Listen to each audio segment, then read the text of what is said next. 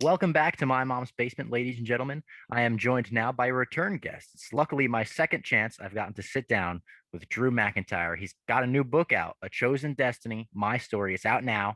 This is your first book, and I wanted to ask you right up front, as a wrestling fan, I obviously grew up reading wrestling autobiographies, whether it be Mick Foley's, Chris Jericho's, one of his many. Did you grow up the same way, reading wrestling books, Bret Hart's, all those? Yes, I read them all. Every single one I could get my hands on. The first book I ever read from cover to cover in my life was Mick Foley's Have a Nice Day. And I was probably about 13 at the time. Probably should have read other books, for my English essays and whatnot. But as you know, at school, if you can figure out how to do those essays, skimming the book. So that was literally the first book I ever read cover to cover. And I powered through all of them. It's incredible, insane that I have a book of my own telling my story right now. It's even crazier that Mick Foley actually hosted my virtual launch of the book, being that he was the first book I ever read, and getting to know Mick so well over the years, especially as I cover in the book during the time I was fired. He really took the time to put over the work I was doing outside the company. So that was a really cool personal moment for me. That's amazing. And I wanted to ask you, we ended our last interview talking about our mutual love of Oasis. I've actually got like the Oasis poster right over there, Oh, yeah. right? It's Does awesome. Oasis get a mention in the book as Drew McIntyre, one of his favorite bands as he's a young kid? Do you have a page in the book where you talk about going to the store and buying What's the Story or anything like that? I mean, they must be in there, I guess. Most of the stories I remember off the top of my head, but I guess they must be in there. I must mention like Oasis, and you're wearing the shirt right now, Guns N' Roses, two favorite bands. So I'm assuming they're in there somewhere. Not off the top of my head, I don't know, but it has to be. I'm talking about my life, and they've been such All a right, big part good. of my life, Good. and music's such a big part of my life, and they're my top bands. So they got to be in there. Good, good. I'm glad. Was the book a much bigger undertaking than you expected it to be? I've interviewed a few wrestlers that have written books, and that seems to be the common denominator among all of them. They go, "Whoa, I signed up for this, and I didn't realize how much work it was going to be." It was a fun process. The thing, I guess, that made it easier is we're currently living in unique times. And instead of being on the road 4 days a week, 52 weeks a year, sometimes 2 weeks at a time for tours, I'm home a lot more. So I was able to do the majority from my office here or my little desk right over there. And it was an interesting process. I never said to myself, you know what the world needs right now? It needs a Drew McIntyre book. And I'm 35 and plenty of years left in me, but they need it right now. It wasn't my decision. I was approached and asked, would you be willing to put out a book and tell your story? Because you're so open in environments like this right here and all these interviews you do. You talk about your story, you talk about your struggles and everything you've had to overcome. And you especially are not afraid of going into the darker times in your life and how you were able to, not only find the light again, but achieve all your craziest dreams. And would you be willing to put that down, see if you can inspire a few people out there? Obviously, I spoke to my wife about it and told her, if we're going to do this, we're going to do it right. I'm not holding back in anything, but to put down the entire story. And I want to write it not just for wrestling fans, but for everybody. I want somebody who's like a new fan to wrestling, to WWE, to be able to pick it up and understand everything I'm saying. I have a glossary of terms at the back to make sure all the wrestling words, if Do you don't you quite like follow them. carny words and stuff? Yeah, there's like a glossy of carny words and promotions that you might not know with a little description what each of them are, but also like simplifying and explaining how the wrestling industry works, as far as I see from my perspective. And I love going into that as well, especially for new fans. Whenever I do interviews with people that aren't big fans like yourself, I love getting into the ins and outs of it. I don't shy away from anything. When it came to the personal stuff, I really wanted to just put it all out there. Like obviously, I asked my family's permission that they were cool with our story being out there. I got my wife's permission for the darker times of my life that we had to go through to become the man I am today. And once I had their approval, I just went in there gung ho, not holding back, and to see and relive everything because I kind of live in the present. I don't think about the past too much, especially the harder times. I learn from them, but don't think about them a lot. And to relive it all again, it gave me a great appreciation for how lucky I've been with my career, even through all the good and bad, especially the bad times, still appreciating they made me the man I am today, but more importantly, the people that supported me the whole way. And my family, friends, colleagues, everybody that was there for me at every point in my life really made me appreciate where I'm at today. And it's because of them directly. I think that's the way to do it. Like you said, if you're going to do this, do it right. The best wrestling books are the ones that are so open. And I know the fans definitely appreciate that as well, as a fan myself. I can't wait to read this book. I really am genuinely looking forward to it. I wanted to know how good your memory was when you were writing it, though. Like, Did you have Uh, to call up old friends and be like, what were we doing? Like, was this the match? Was that the right thing? Like, were you all over the place? Yes, I like had a good idea, and when I started going through it again, I started remembering things a little clearer. But I had my wife here for the past 8 years of my life, and then I spoke to friends, I spoke to family, and kind of relived a lot of the times. And thankfully, their memories are a lot better than mine. And I remember my childhood so clearly. It's like basically my time in America, the past 13 years being in WWE. It's such a whirlwind, they're just nonstop, and as I talk about in the book, the darker times is a bit hazy up there. So I had to kind of go through it with everybody. And my wife pointed out there's a few historical inaccuracies in my brain. Like Oh yeah. when I was fired, in my mind, I was like, man, I got fired. And then I just said, you know what? I'm going to take over the wrestling world. I'm going to redefine what it means to be an independent wrestler. And I just did it. She was like, that's not really how it went. Like you were just this confident guy and just went out and took on the world and just were lucky enough to succeed and become like a big name outside of WWE and rebrand yourself. Like you were going through a lot of anxiety, faking it till you made it. And she started reminding me what I was going through on the inside. So even though people would check out my videos or promos and matches and be like, oh wow, look at Drew's got it all together. He's so confident now. He's feeling it. He's got that chip in his shoulder. Good for him. Off screen, I was an anxiety-ridden mess backstage, especially Wow. that first promo I did when I returned to Scotland 3 weeks after I got fired. That kind of went viral and fully put out there in Stone Cold Steve Austin's podcast.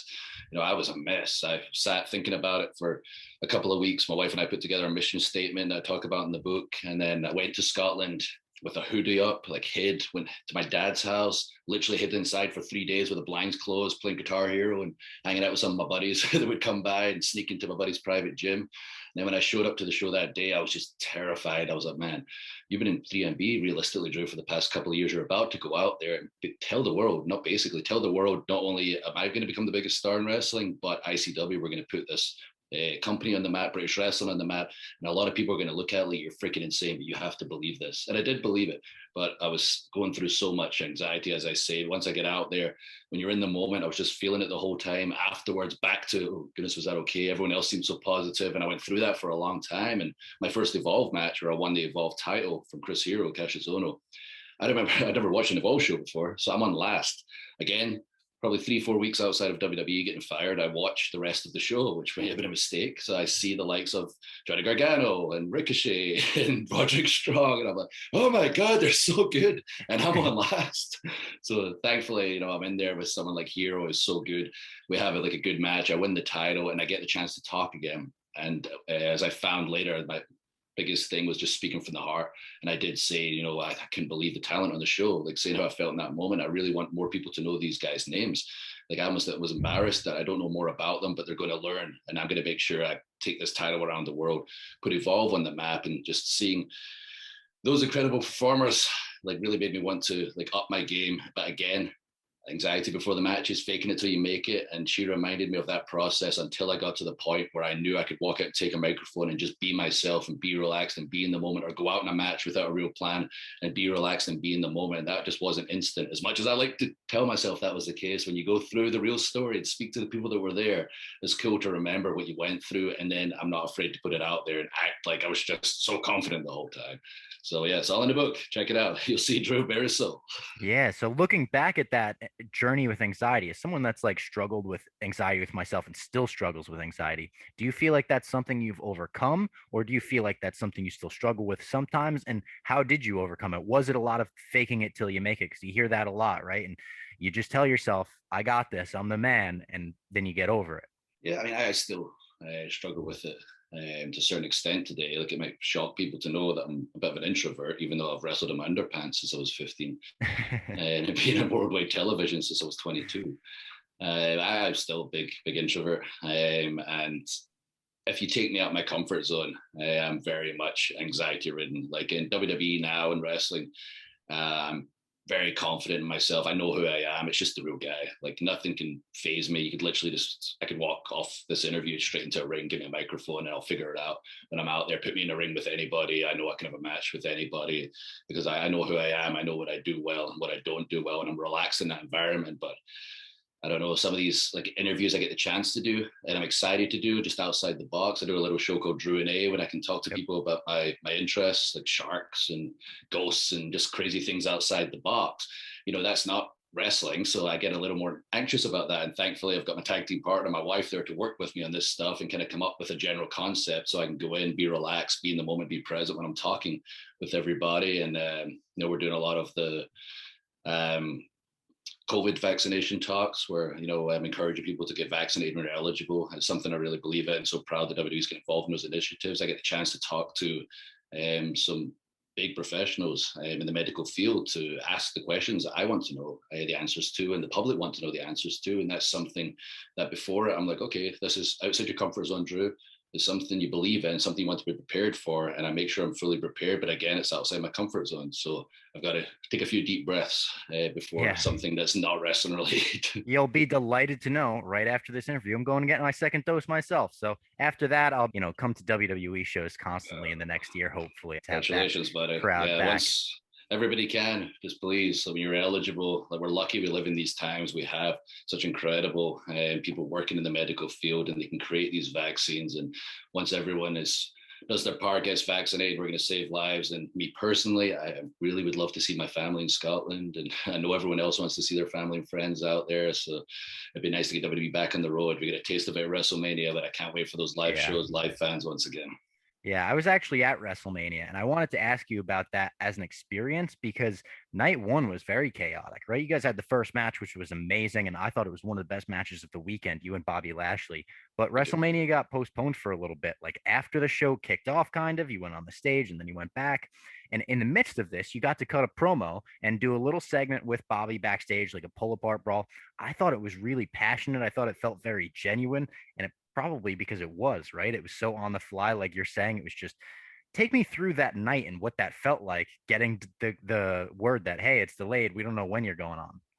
Yeah, it was wild. I've been able to tell the story a couple of times now, but every time I tell it, it's just mental. So this is the second year in a row, like I'm fighting for the title. First year, Drew finally fights for the title after a 20-year journey, worldwide pandemic, boom. Second year, I'm fighting for the title. It looks like we're going to get rained out. And I literally said, when I had the microphone stuck in my face when I was feeling my most annoyed, is it me? Am I the jinx? Am I screwing up WrestleMania and the world every time I fight for the title? So it was interesting just watching the rain throughout the day and being like, my goodness, what's going to happen? And you're amped up, but at the same time, there's that bit of concern in your head. Is this actually going to happen? Thankfully, I get told we're going live on time. WrestleMania is going to start on time with the anthem at the start. I went out to go on stage and I was supposed to be at the front. And somebody was standing where I was supposed to be standing. I was told earlier, you just come out, stand here, Drew, no problem. I go out, someone's there, and I went, good, because I didn't want to acknowledge the crowd. I wanted to save myself for the entrance and experience it for the first time when I did my entrance, because I know it was the first one out. So I kind of went out, hid in the background as well as a 6'5" guy can hide, and kind of kept my head down the entire time. And I could feel the crowd around me. I could feel the excitement of all the superstars around me, but I just kept my attention here, looked up at the ring only, just not looking at the crowd. As soon as we went to that opening package, I knew the people at home couldn't see me anymore. I was the first one in the back. That's when I found out that we're gonna have a delay. So I was the first one told, Drew, there's going to be a delay. Come again? Yeah, there's going to be a bit of weather delay. We don't quite know how long. And then I got the word 40 minutes. And everybody's coming past me because I was the first one back. So I'm getting the fist bumps and high fives and start them right, Drew. Start them right, big man. You've earned this moment. Go get them. Oh, man. I'm gonna do it. I'm gonna do it all right eventually. I hope. So a lot of emotions going through me at that moment. I head to the back. I can see Lashley at a distance, just pacing like a caged animal, and I'm feeling the same. Like I know he's got the adrenaline through the roof. I also took my pre-workout, so my pre-workout kicked in. My adrenaline is at an all-time high. I'm also pacing around like a caged animal, and suddenly someone grabs me and said, "Drew, we need you to come this way right now." Okay, whatever. So I start heading with them. I see Lashley and MVP like on an interview with the camera there, and they were just, "Go ahead." That was about as much instruction as I got. Cool, okay. And just went straight into frame, and we had our interaction. As you say, it felt real because it was real. Yeah. Myself, Lashley, MVP, all feeling the moment. If MVP wasn't there as almost a voice of reason, like if Lashley and I took a swing at each other, pie faced each other, we would have fought for real on camera right there. So luckily, MVP was the one between us with a voice of reason, because Lashley and I were ready to go and fight right there, and we would have fought if we got rained out backstage. So they go away, and I remember Sarah tried to ask me a question. She's trying to go with the flow, and my back was to Lashley, and I was like, no, I'm not turning my back to Lashley. You come around here, continue with your question. And again, talking straight from the heart. being present in the moment and knowing I shouldn't turn my back to Lashley when he was ready to jump me a second ago. And finally, about 10 minutes later, 10 minutes of pacing, I was told, okay, it's time, Drew. So I headed up to gorilla position. This is when I started thinking about, I wonder how the crowd's going to react. I've not really thought about this yet. You know, they've had a lot of Drew content over the past year and a half. Realistically, I've been in the title picture since January 2020. That's April 2021. That's a year and a half. It's the anxious brain that you're talking about coming Yeah, creeping so back in. start with those what ifs, and like I know when the red light's on, I'm going to be in the moment. But you have those thoughts, or I had those thoughts specifically. I was like, you know what? As long as they react, as long as they're invested, because Lashley's the kind of in thing right now. It feels like he's got the momentum. He deserves where he's at. So if they favor him, that's cool. And if they're against me, that's cool. As long as they're vested one way or another, I'd accepted that. And there's a live crowd, and I like to adjust on the fly, so I would dictate the match and what we had to do going by what I heard.